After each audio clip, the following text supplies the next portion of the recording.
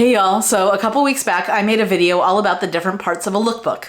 Now a lookbook is a visual marketing document that a writer or director, or in my case a writer-director, will use to help woo producers, investors, financiers, and different parts of the creative team to come on board their project, to give them money, to give support, to work on it, help make it a reality. I made that video in part because as I started to make my lookbook for my film, now called Anatomy of a Love Song, because back to you, someone told me it sounded like I was doing a show about a newsroom, and I'm not, so now it's Anatomy of a Love Song. It's a contained romantic comedy, and it'll be my feature debut as a writer-director. So as I was making that lookbook and preparing to, I found very few resources out in the world about how to make a lookbook and what elements you needed to include. So I made that video, and now as a coda to that, because I finally have a first draft of my lookbook done and ready to go in terms of just to show it to trusted readers and get some feedback on it, I thought I would share it with you all as well, so that if you are making a lookbook yourself, you have a good example of one,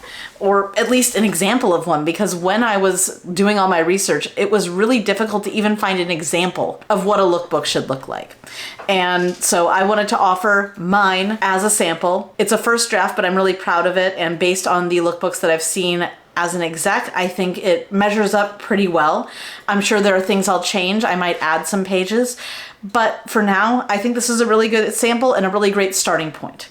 So I'm gonna just put on screen share it with you, talk you through what I've done, and hopefully you find it helpful and useful, especially if you're working on your own lookbook. So let's dive right in. So here we have the title page. We have the title in a fun font with a gradient that I've made based on the colors of the sunset in the picture, which I got from pexels.com, which is a free stock image site. I have my name written and directed by Paige Feldman right here, because even though this is a lookbook, I'm acting as if the movie has already been created. This is a document that shows what the movie's going to be. And then I wrote a little bit of a fun log line here, which I'm enjoying. A classic boy meets girl, girl falls in love with boy, boy ghosts girl, girl writes revenge anthem about boy, boy and girl get stuck in the same house in the desert 18 years later, love story. And I highlighted in a red font, the same kind of color as of here, and in the font of the title, a classic love story. That's the vibe I'm going for. It's a classic love story. It's also a romantic comedy, but classic love story. So this is the title page. Simple, tells you exactly what you're in store for. Plus gives a hint of the aesthetic. Next page is Logline and Synopsis. I have this image here in the background. This is from ShotDeck, which is a site, this is a subscription site that offers real frames from real movies, TV shows, and music videos. This is actually a frame from White Lotus Season 2. But the two-shot is very important to me, and the vibe of this, like, two people, like a heightened color sense, it all feels pretty relevant to what I'm wanting in Anatomy of a Love Song. Now I have the log line here in blue, which I took as a shade of what this blue in the background is. It's not a great log line. I probably needed to trim it and hone it. I think maybe the one on the title page, this one right here, is actually a little bit better, but this is more about what the story's about. Then I have this longer synopsis. This synopsis style is a sales synopsis, and one of my previous jobs as an exec was working in film acquisitions and sales at an international film sales agency, and part of my job was writing synopses to attract investors and attract distributors to buy into films or to buy films for their territory. And this style of the intimacy of Mark Duplass's Blue Jay collides with the humor and opposites attract chemistry of music and lyrics in Anatomy of a Love Song. I'm not thrilled about the comps that I've chosen, because one of them is like 20 years old almost at this point, and the other one is a very little known black and white indie film, but the idea tracks. And then I have a longer version synopsis of this short log line, but it's less the beats of the story and more of what is this movie about? How would you describe it to a friend? What are the things that you would say about it to get them to want to watch it? That's what I'm going for here in synopsis, instead of a true beat by beat boring one-page synopsis that you absolutely have to write for like a fellowship or something. This is about intriguing people and selling them on the idea of your film. Next page, genre, style, inspirations. A sexy romantic comedy that looks as beautiful as the love story makes you feel.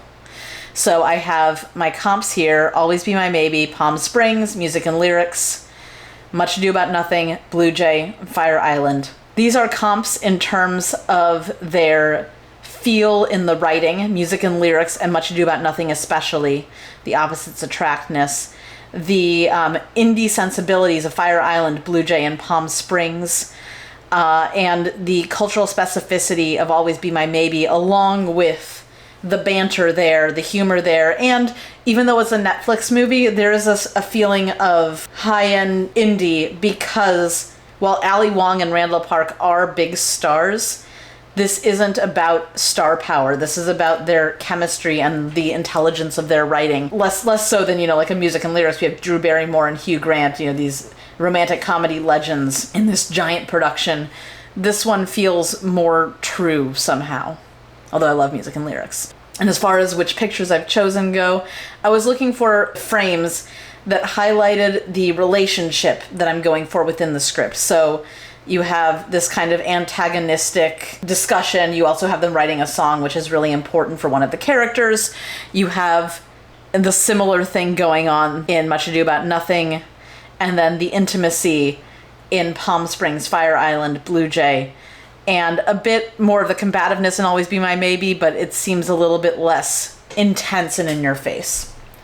Also important are the frames I chose from Palm Springs and Fire Island, which show more of the aesthetic style that I'm going for. And Fire Island is probably my number one comp for aesthetics for this film because it took a romantic comedy and made it look gorgeous, and that's what I want to do.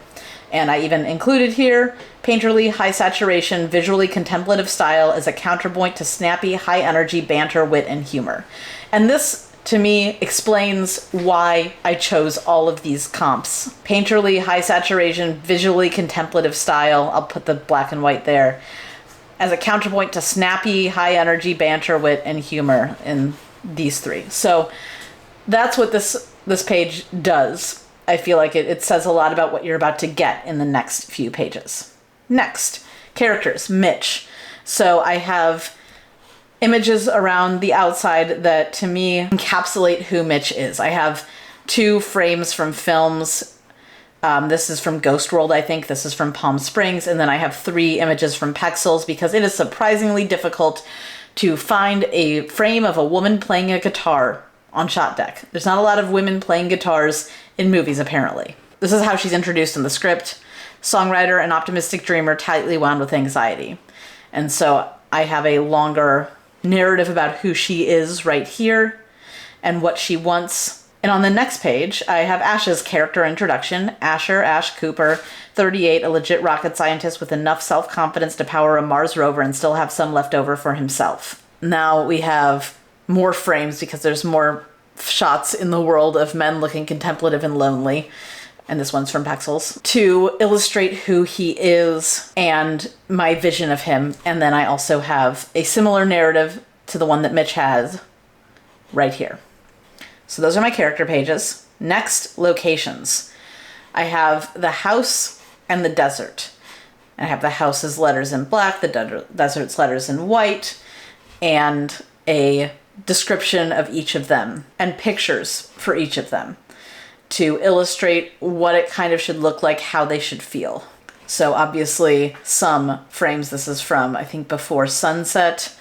This is from Titan, which is ridiculous because that's about someone in love with a car, but I guess it's kind of a romantic comedy. Wild at Heart, and then just general images of the desert. I did my best to let the pictures speak on this page, while also telling people what to take away from the pictures and what the vibe, what the mood of these locations is going to be.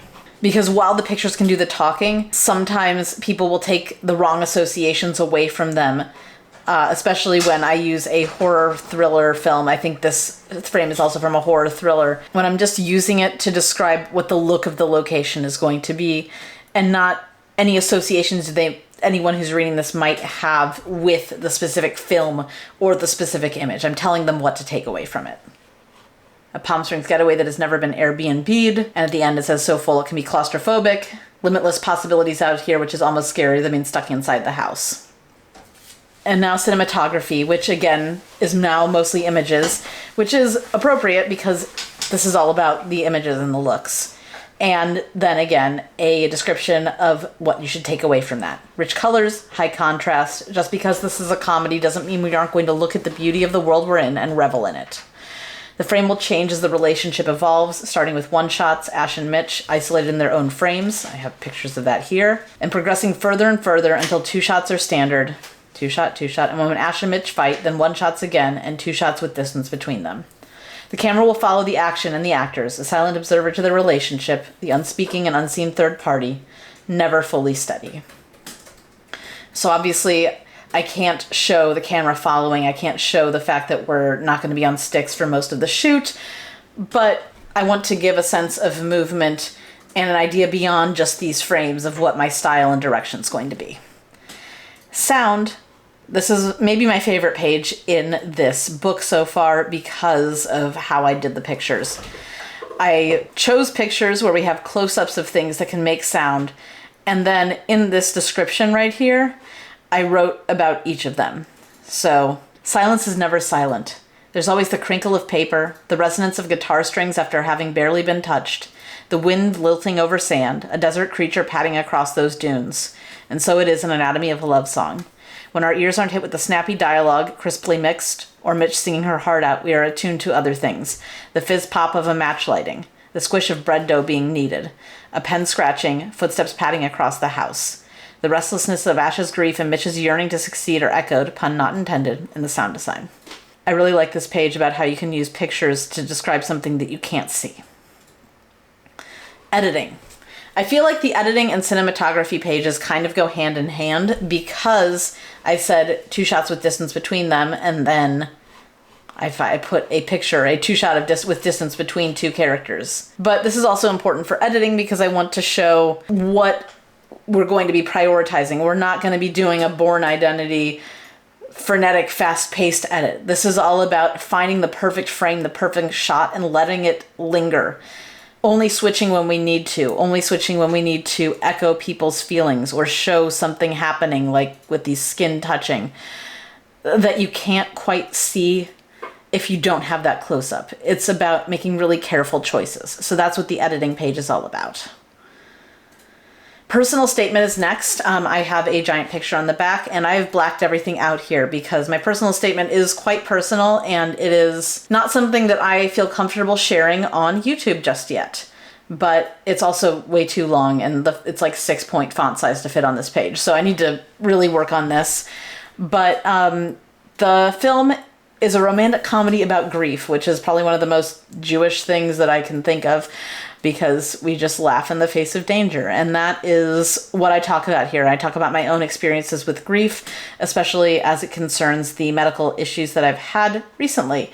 So I'm not quite ready to share that yet, but this is what the personal statement page looks like. I have another picture that kind of illustrates the aesthetic that I'm going for and the settings that I'm going for as a backdrop to the statement. And finally, we're at the last page, which is contact information. My contact information here is blocked out because as much as I'm happy to share all of this with you, I don't want people on the internet just having my phone number. And again, I chose a picture. This one's from Pexels to illustrate the aesthetic and mood that I want to capture with this film. So that is my lookbook for Anatomy of a Love Song as it currently stands. I think there are a few things I could do better with it. Number one, I think I'm leaning a lot on the romance, especially because my aesthetic is so romantic and heightened, and it's less a comedy aesthetic. So I'm trying to think of good ways to add comedy in there. I'm thinking about maybe punching up some of the descriptions that I have of each of the elements on each page and adding a little bit of humor into those words, because in my work, the words, the dialogue, that's where the comedy usually comes. It's not usually physical comedy. It's not usually about the aesthetic necessarily. I also am curious if my layout works well, or if maybe I have too many words, which is often the case with my work. I'm not sure. This is all a work in progress, but I like what I have so far, and going through it and talking about it with you, I feel pretty good about it. I definitely want to get some notes about it from my writing group and some other trusted readers, and I'd also like to know what you think. So please drop me a comment. Tell me what you think could be changed or improved about this lookbook, if there's anything you feel like I'm missing, or if there's anything that feels like it's a little too much. I'd love to hear your feedback because I appreciate you all taking the time to watch this video and be on this journey with me as I document the making of my debut feature as a writer-director. So thank you all so much for watching. I hope this look through my lookbook was helpful for you all, and I'll see you next week with more Cake Fight Presents The Making Of. Bye.